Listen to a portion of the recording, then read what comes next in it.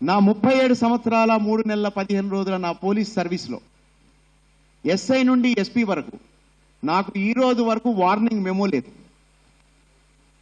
ఇది నేను గుండెల మీద చేసి ధైర్యంగా చెప్పగలను, సంతోషంగా చెప్పగలను.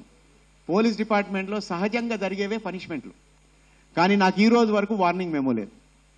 కానీ 18 ఎలక్షన్ వచ్చినప్పుడు మహబూబాద్ అసెంబ్లీ నుంచి కంటెస్ట్ చేయాలనే ఒక ప్రపోజల్ నా దగ్గరకు వచ్చినప్పుడు నేను ప్రయత్నం చేసిన మాట వాస్తవం. కానీ అప్పుడు నాకు వాలంటీర్ రిటైర్మెంట్ దొరకలేదు, దెన్ టికెట్ కూడా దొరకలేదు. దెన్ 2024లో కూడా మహబూబాద్ ఎంపీ నుంచి కంటెస్ట్ చేయాలని ప్రయత్నం చేసిన మాట వాస్తవం.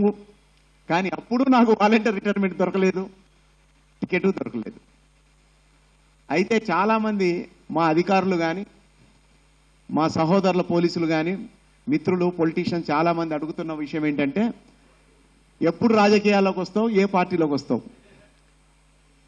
కాబట్టి ఇందాక మిత్రుడు అడిగిన ప్రశ్నను కలుపుకొని ఏంటంటే, సార్ ఒక సంస్థలా ఏది పెట్టట్లేదు సార్, నేను ఇండివిజువల్గానే నాతోని ఉన్న నా ఫ్రెండ్స్తోని మిత్రులతోని ఆ మహబూబాద్లో నాగరాజు యువసేన అని చెప్పి అప్పుడెప్పుడో ఒకటి ఏర్పాటు చేసుకొని కంటిన్యూ అవుతా ఉంది.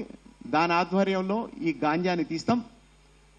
మిగతా వాళ్ళు చాలామంది మిత్రులారా మీరందరూ చాలా అడుగుతున్నారు ఏ పార్టీ అని. ఏ పార్టీ అనేది నేను ఇప్పుడు చెప్పను. ఇప్పుడే నేను ఏ పార్టీలో చేరబోవట్లేదు. కాకపోతే త్వరలో నిర్ణయం తీసుకొని డెఫినెట్గా ఒక రాజకీయ పార్టీలో చేరతా. అంతవరకు మీరెదురు చూడండి. నేను నా ఇండివిజువల్గా ఇట్లాంటి కార్యక్రమాలు ఉన్నాయి, ఇవి పూర్తి చేసుకుంటాను. Thank you. జై హింద్, జై తెలంగాణ.